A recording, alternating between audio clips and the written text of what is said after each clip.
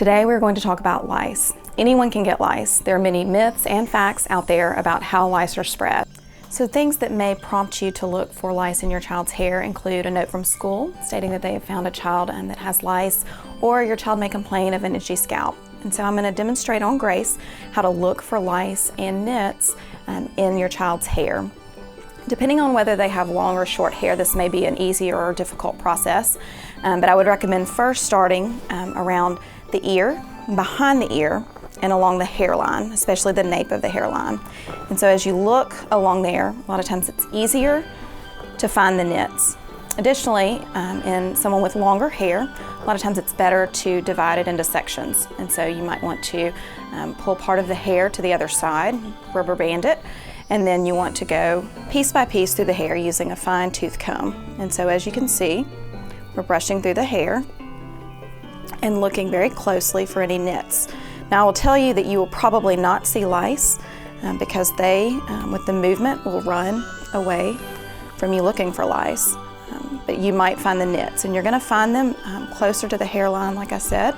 You're also going to probably find them approximately a centimeter from the hairline, which may suggest that there's an active infestation.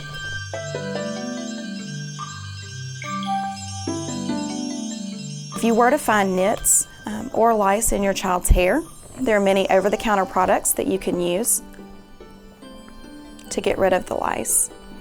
Products such as Rid and Nix are available over the counter, and you can get those without a prescription.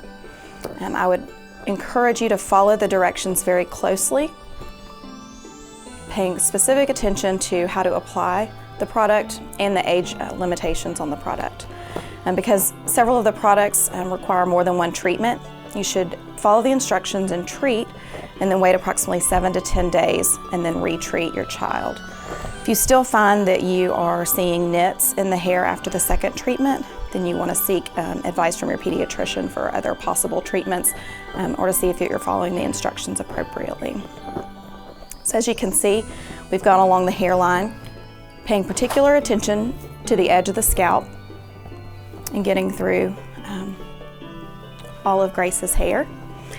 And you would just continue that process until you've done this entire section, and then go to the next section until you've looked at the entire scalp.